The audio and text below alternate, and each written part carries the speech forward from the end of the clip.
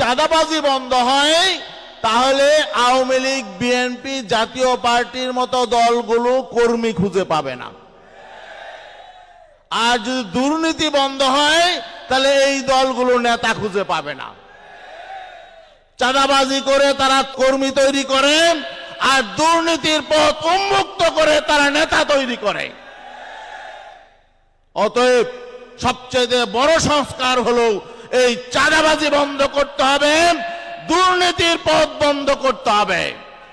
আর যে সমস্ত দলগুলো থেকে দুর্নীতি করেছে, এই সমস্ত দলের দুর্নীতিবাজ নেতারা তারা যাতে আগামী পার্লামেন্টে যেতে না পারে এই পথ বন্ধ করতে হবে।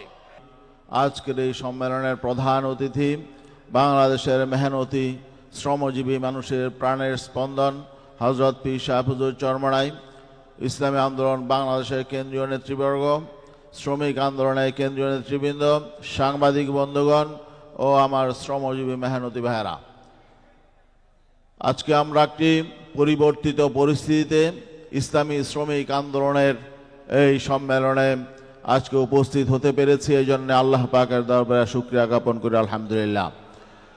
বন্ধুগণ, আজকে আমাদের সামনে একটি নতুন সুযোগ তৈরি হয়েছে। আজকে বাংলাদেশকে মেরামত করার, বাংলাদেশকে তার সঠিক জায়গায় নিয়ে আসার, মানুষের অধিকার ফিরিয়ে দেওয়ার, মানুষের মুক্তির পথ উন্মুক্ত করার একটি সুযোগ তৈরি হয়েছে।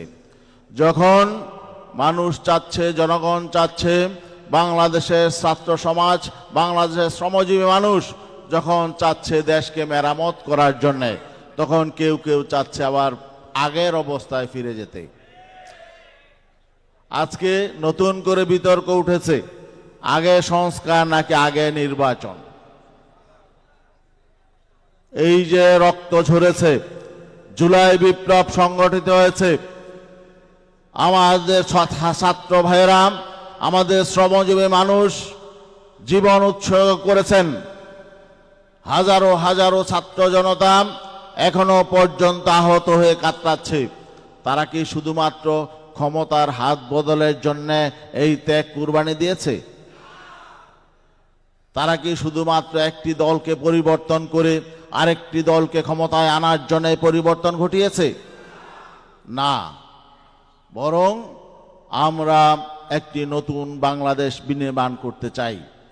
আমরা এই যে দেশ ধ্বংস হয়েছে, শুধুমাত্র বিগত ফ্যাসিবাদী সরকার আওয়ামী লীগই এই ধ্বংসের জন্য দায়ী নয়, বরং বিগত 53 বছরে যারাই বাংলাদেশ পরিচালনা করেছে কেউই সঠিকভাবে দেশ পরিচালনা করে নাই, কেউই সুশাসন প্রতিষ্ঠা করতে পারে নাই, কেউই আইনের শাসন প্রতিষ্ঠা করতে পারে নাই, কেউই মানুষের অধিকার ফিরিয়ে দিতে পারে নাই, কেউই শ্রমজীবী মেহনতি মানুষকে মুক্তি দিতে পারে নাই, কেউই দুর্নীতি মুক্ত একটি রাষ্ট্র প্রতিষ্ঠা করতে পারে নাই। বরং বিগত 53 বছরে যারাই ক্ষমতায় গেছে তাদের একটি প্রধান লক্ষ্য ছিল লুটে পুটে দেশকে ধ্বংস করা, দুর্নীতির মাধ্যমে নিজেদেরকে আঙুল ফুলে বট গাছে পরিণত করা। এই অবস্থা যতদিন পর্যন্ত পরিবর্তন না হবে ততদিন পর্যন্ত কোনো ভালো নির্বাচন দিলেও কোনো লাভ নেই। এখন একটি দল বলছে তারা ক্ষমতায় গিয়ে সংস্কার করবে, আপনাদের মানুষ বিশ্বাস করে না। বিগত 53 বছরে 3টি রাজনৈতিক দল রাষ্ট্র ক্ষমতায় ছিল, তাদের রাজনীতি কি, তাদের অর্থনীতি কি, তাদের শাসন কি, এটা দেশের মানুষ দেখেছে। এদের নতুন করে বলার কিছু নাই। আজকে আরো যদি আমরা খোলামেলা বলতে চাই, আজকে গোটা বাংলাদেশে এই যে মাননীয় অর্থ উপদেষ্টা বলেছেন চাঁদাবাজি বন্ধ হয় নাই, আর চাঁদাবাজির হাত বদল হয়েছে। এই যে চাঁদাবাজি বন্ধ হয় নাই, কেন বন্ধ হয় নাই? কারণ যদি চাঁদাবাজি বন্ধ হয় তাহলে আওয়ামী লীগ, বিএনপি, জাতীয় পার্টির মতো দলগুলো কর্মী খুঁজে পাবে না। আর যদি দুর্নীতি বন্ধ হয় তাহলে এই দলগুলো নেতা খুঁজে পাবে না। চাঁদাবাজি করে তারা কর্মী তৈরি করে, আর দুর্নীতির পথ উন্মুক্ত করে তারা নেতা তৈরি করে। অতএব সবচেয়ে বড় সংস্কার হলো এই চাঁদাবাজি বন্ধ করতে হবে, দুর্নীতির পথ বন্ধ করতে হবে। আর যে সমস্ত দলগুলো অতীতে দুর্নীতি করেছে, এই সমস্ত দলের দুর্নীতিবাজ নেতারা তারা যাতে আগামী পার্লামেন্টে যেতে না পারে এই পথ বন্ধ করতে হবে। আমরা অতীতের রাজনীতিতে ফিরে যেতে চাই না। এখানে একটি বিষয়, আগামীতে তাহলে কারা ক্ষমতায় যাবে এটা অনেকে প্রশ্ন করে। কারা ক্ষমতায় যাবে? যারা এই অভ্যুত্থানে নেতৃত্ব দিয়েছে, যারা এই অভ্যুত্থানে যেসব রাজনৈতিক দল প্রকাশ্যে রাজপথে অবতীর্ণ হয়েছে, তাদের প্রতি জনগণের আস্থা আছে। ইসলামী আন্দোলন বাংলাদেশ এই অভ্যুত্থানের শুরু থেকে শেষ পর্যন্ত জুলাই বিপ্লবের রাজপথে থেকেছে, ছাত্রদের পাশে থেকেছে।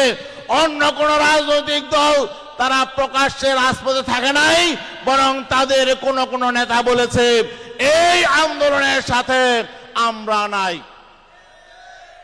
যে সমস্ত দলের বড় বড় নেতারা বলেছেন যে ছাত্রদের এই আন্দোলনের সাথে আমরা নাই, তারা আবার এখন এই আন্দোলনের কৃতিত্ব দাবি করে। কিন্তু আমরা শুরু থেকে বলেছিলাম আমরা এই আন্দোলনের সাথে আছি, আমরা এই বিপ্লবের সাথে আছি, এবং আমরা 5ই আগস্টের অভ্যুত্থানের আগেই বলেছি যে শুধু সরকারের পরিবর্তন নয়, বরং রাষ্ট্র সংস্কার করতে হবে।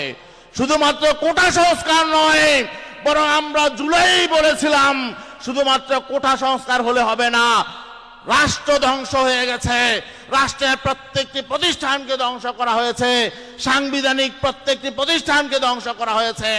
অতএব কোটা সংস্কারের পাশাপাশি রাষ্ট্র সংস্কার করতে হবে। এটা আমাদের 5ই আগস্টের পরের দাবি নয়, বরং জুলাই বিপ্লব যেদিন থেকে শুরু হয়েছে সেদিন থেকে আমরা দাবি জানিয়ে এসেছিলাম।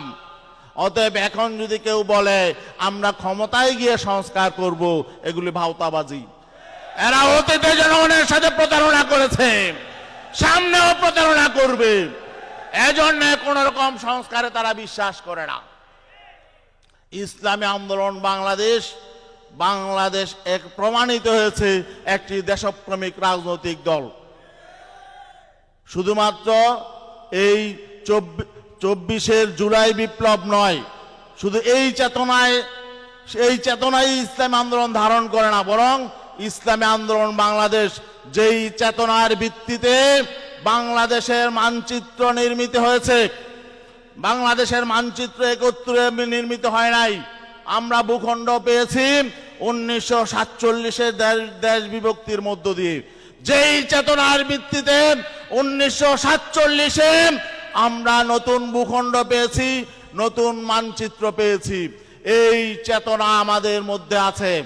1971 সাম্য, মানবিক মর্যাদা এবং সামাজিক ন্যায় বিচার প্রতিষ্ঠার চেতনা আমাদের মধ্যে আছে।